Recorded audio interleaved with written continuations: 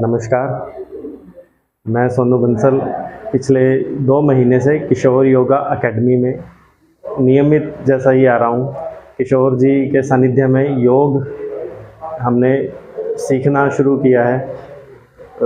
योग के बारे में तन पे जो भी कार्य हो रहा है वो तो आप लोग सभी बहुत अच्छे से जानते हैं।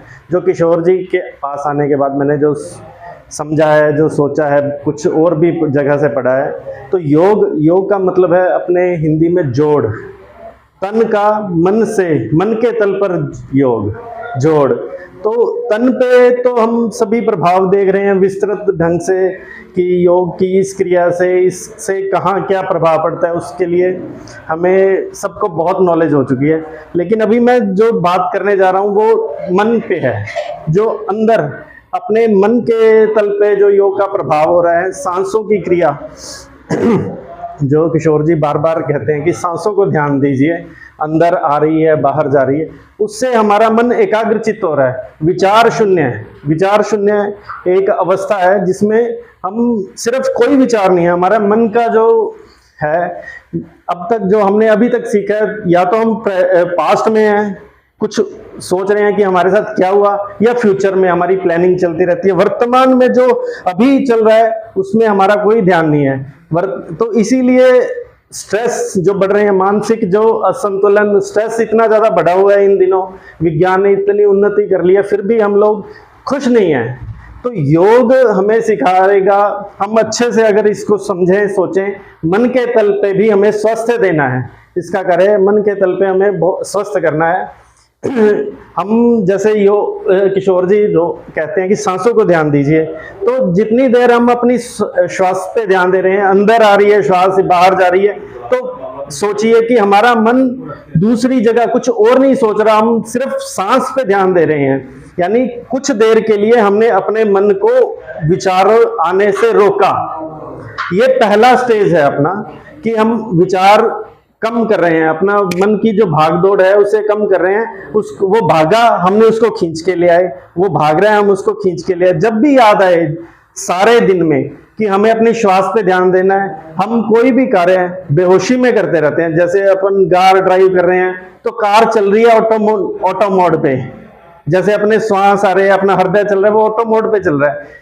कुछ जब अपने को याद ही नहीं रहता, अपन कुछ और सोच रहे होते हैं और अपना कार्य अपने आप होता रहता है। खाना खा रहे हैं, बेहोशी में खा रहे हैं, कुछ हो रहे हैं, कभी दुकान चल रही है, कभी अपना कार्य चल रहा है, लेकिन खाना खा रहे हैं। तो ये चीजें हमें स्ट्रेस दे रही हैं, हमारे शरीर को ये न्यूट्रिशन नहीं दे रही, हम बेहोशी में ही अपना जीवन निकाल रहे हैं। तो हमें करना क्या है कि हम जब भी याद आए दिन में, कोई भी क्षण कि हमें होश में आना है, उसी समय हमारा विचार रुक जाएंगे मन के, हम उसी वर्तमान में आ जाएंगे। वर्तमान यानी तुरंत, इसी समय। अभी जैसे अपन खाना खा रहे हैं तो उस समय जब भी याद आ जाए, सोचे कि मैंने खाना खा रहा हूं, मैंने सब्जी लगाई, मेरे अंदर जा रहा है, सोचे विचारों की श्रृंखला को तोड़ना है। तभी जो हम योग कर रहे हैं उसका पूर्ण रूप से हमें प्रभाव मिलेगा। मन के तल पे भी अगर योग होगा तभी हम स्वस्थ शरीर तो ले आएंगे, लेकिन स्वस्थ मन नहीं मिलेगा हमें। जो हमारे स्ट्रेस है, जो आज के दिन सबसे ज्यादा हो रखा है, खुशी है ही नहीं। अपन कितना भी कमाते जाएं, बड़ी से बड़ी गाड़ी ले आए, लेकिन अंदर से खुश नहीं है, सभी परेशान है, किसी को कोई। तो ये इसी कारण हो रहा है कि हम विचारों में ही चले जाते हैं, हम वर्तमान में है ही नहीं। और अगर देखा जाए वर्तमान में तो कोई दुख है ही नहीं, अभी तो अपन खुश हैं, लेकिन रहना नहीं आता। हम या तो पिछली बातें, हमें उसने वो कहा, हम अपना रिमोट दूसरों को दे रखा है कि वो हमें कैसे ऑपरेट करें। वो कोई कुछ थोड़ा सा भी कहता है तो हम तुरंत रिएक्ट करते हैं। तो योग हमें ये सिखा रहा है कि मन के तल पे भी कार्य होना चाहिए, जिससे हम अपने ऊपर अपना पूरा कंट्रोल हो, हमारा अपने ऊपर कंट्रोल हो, हमें हर चीज का पता रहे।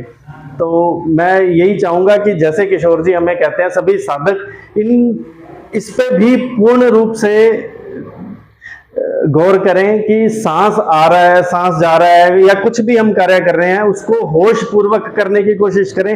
हम अपने विचारों की श्रृंखला को तोड़ें, जिससे कुछ समय के लिए हम विचार शून्य हो, हमारे मन की जो कसरत चल रही है उसको कम करें तो धीरे धीरे ये स्पैन बढ़ जाएगा, हम होशपूर्वक जीना चालू करेंगे, तब स्वास्थ्य पूर्ण समग्र स्वास्थ्य है, जिसे हम जो योग की जो हमारे प्राचीन काल से चली आ रही है पद्धति, उसको पूर्ण रूप से हम उसको अंगीकृत करेंगे, तभी होगा योग का जो सफल है कार्य, वो तभी पूर्ण होगा। किशोर जी, बाबा रामदेव जी, स्वामी जी ने जो चलाया है, ये अलख लगाई है, ये सारे भारत को तभी पूर्ण रूपेण से स्वस्थ करेगी।